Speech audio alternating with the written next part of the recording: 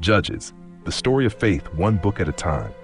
Judges is one of the most sobering books in the Bible because it shows what happens when God's people want his rescue but resist his rule. And that is not only an ancient problem, it is a human problem. We know what it is like to cry out to God when life becomes painful, confusing, heavy, or frightening.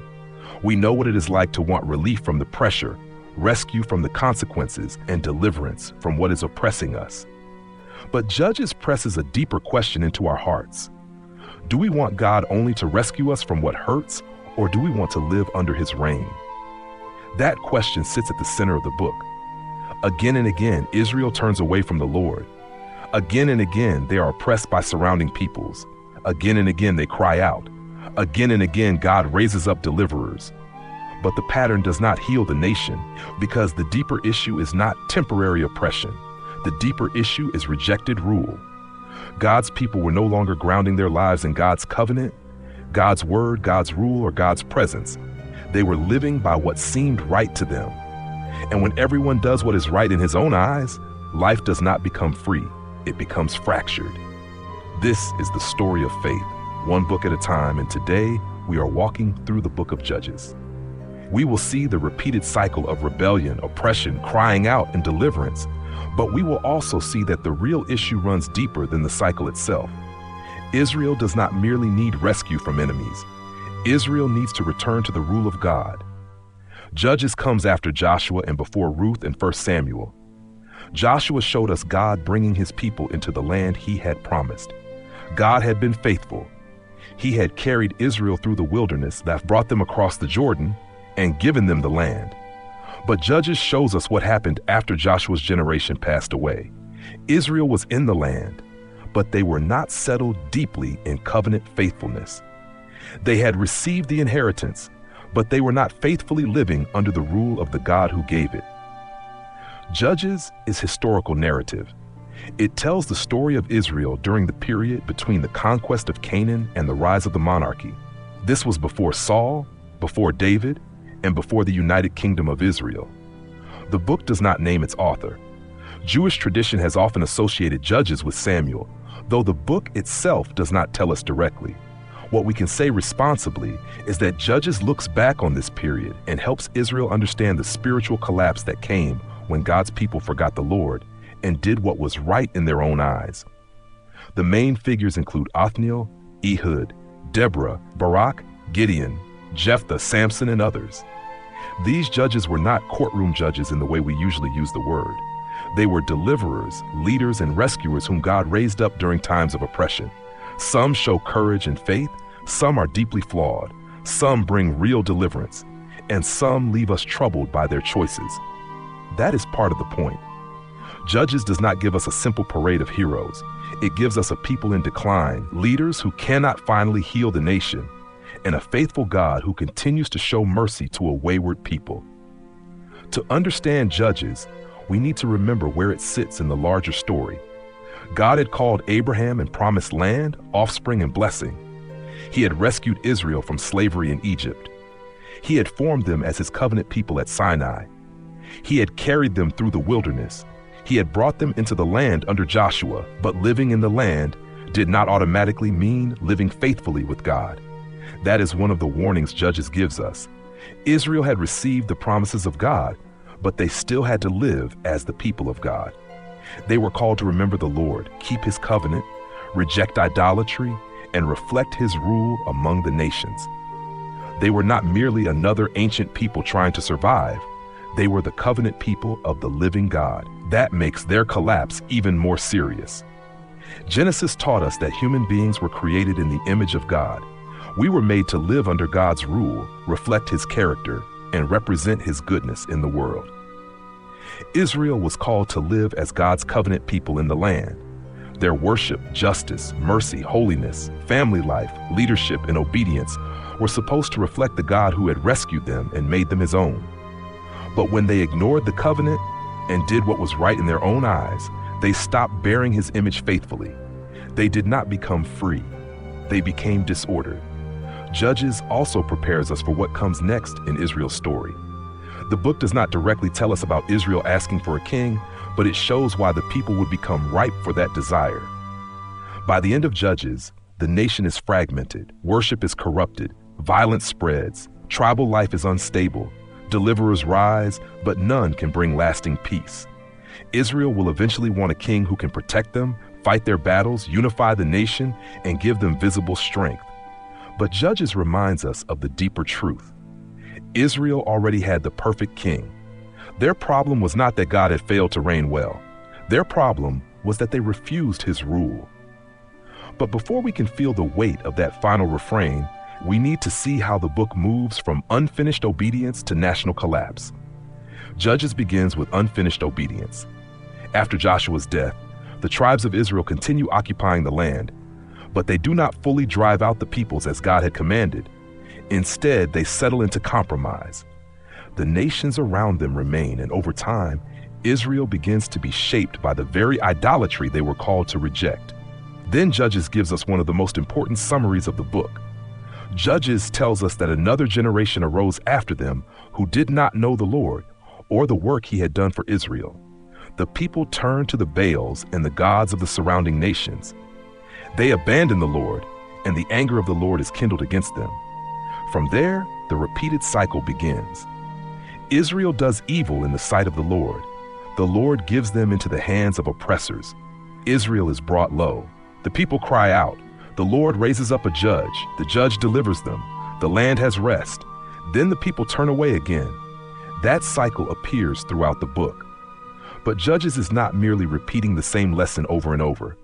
The movement is downward. The stories become darker. The deliverers become more complicated.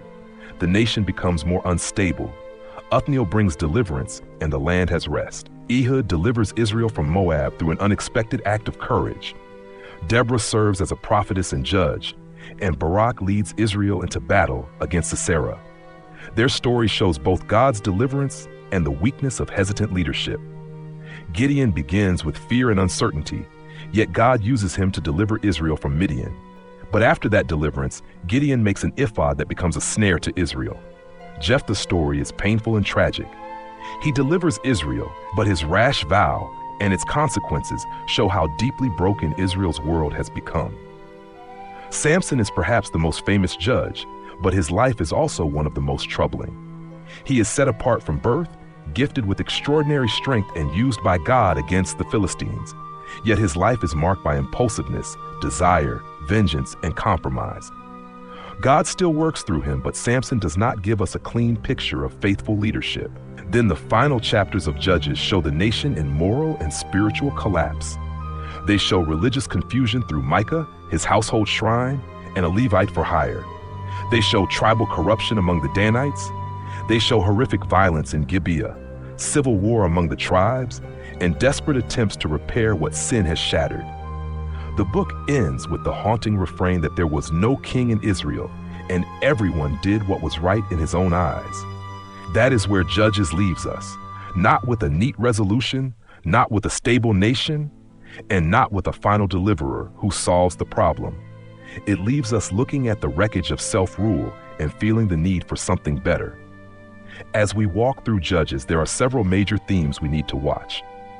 The first major theme is self-rule versus God's rule. The repeated statement that everyone did what was right in his own eyes captures the heart of the book. Israel was not openly atheistic. They did not stop being religious, but they stopped letting the Lord's rule shape their lives. That is a warning we need. It is possible to keep religious language while living by our own instincts. It is possible to cry out to God in crisis while still resisting his authority in ordinary life. A second major theme is covenant forgetfulness.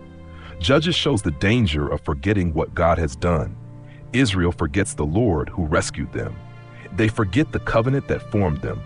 They forget that the land was not theirs by achievement, but by promise. They forget that they were called to be holy because they belong to God. Forgetting in Judges is not merely a mental lapse. It is spiritual drift. When God's people forget who he is and who they are, they begin to live like the nations around them. A third theme is God's mercy in the middle of repeated rebellion. Judges is dark, but God is not cold.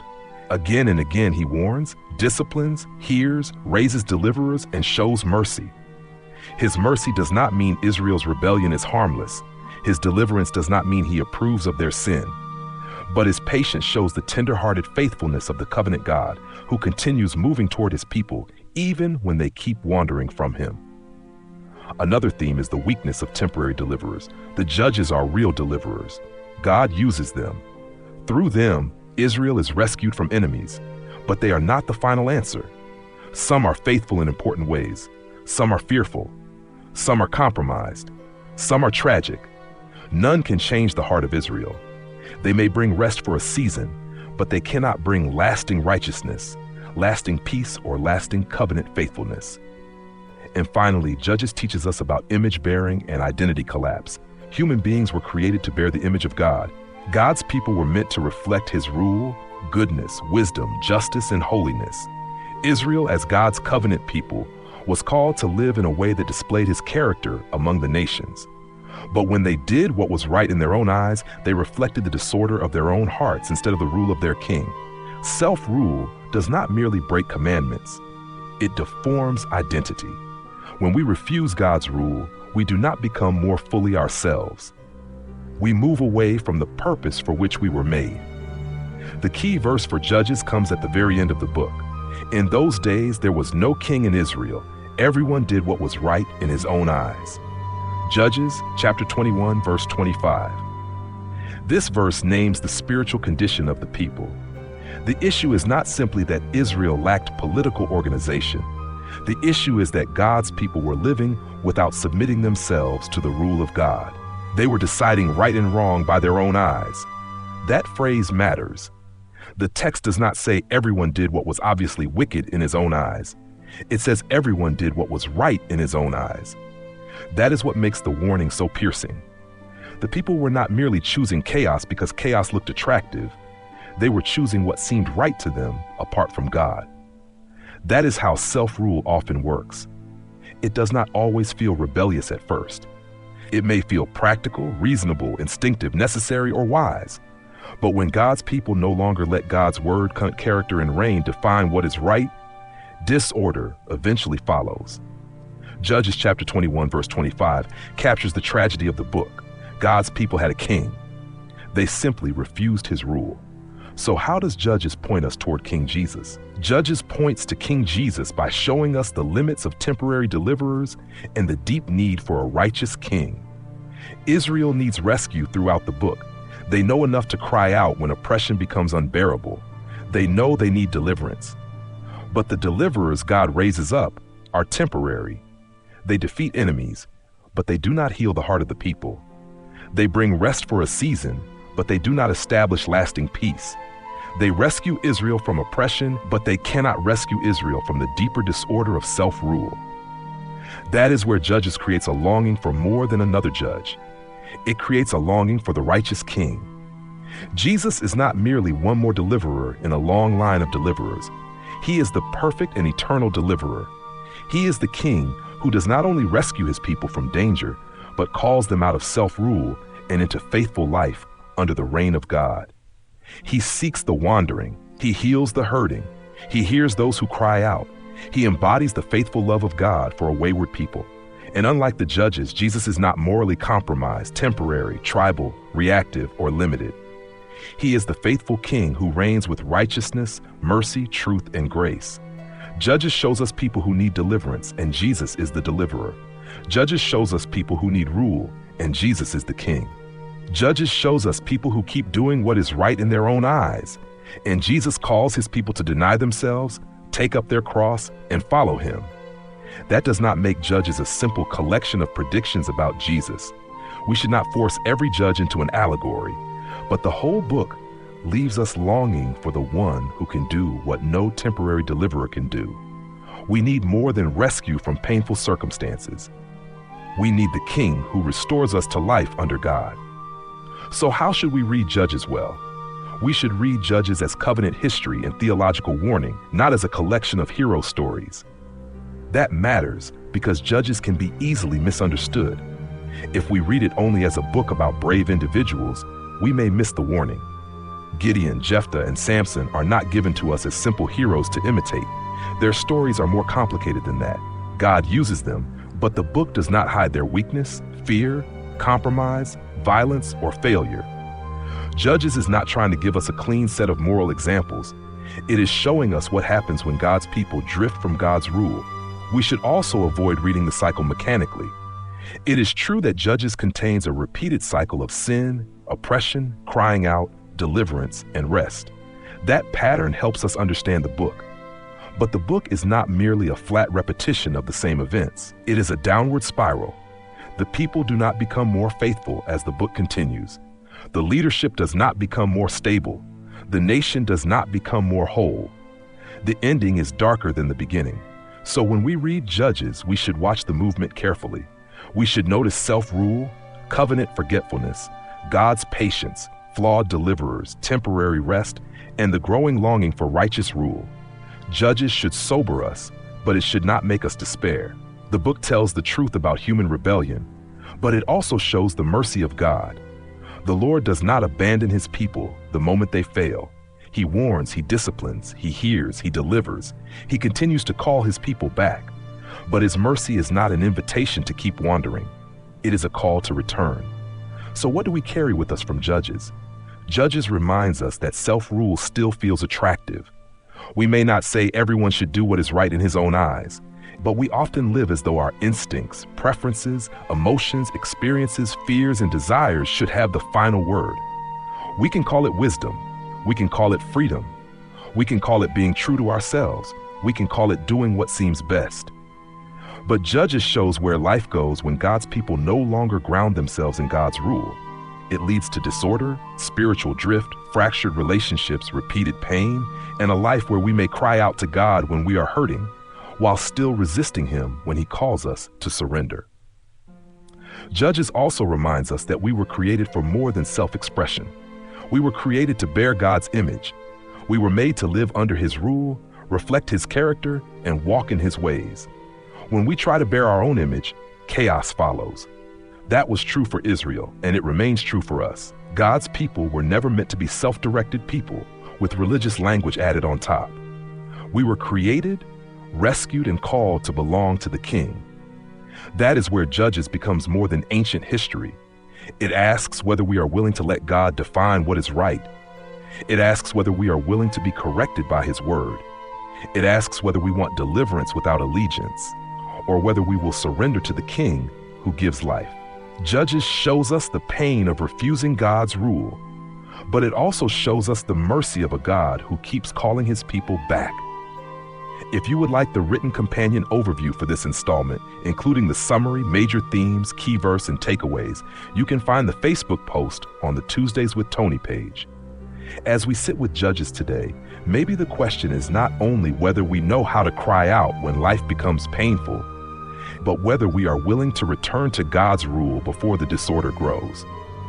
Self-rule may feel like freedom, but Judges shows us where that road leads. We were created to bear God's image, not our own, and we were made to live under the reign of the King. If you're willing, share your reflections or questions in the comments so we can learn and walk this journey together.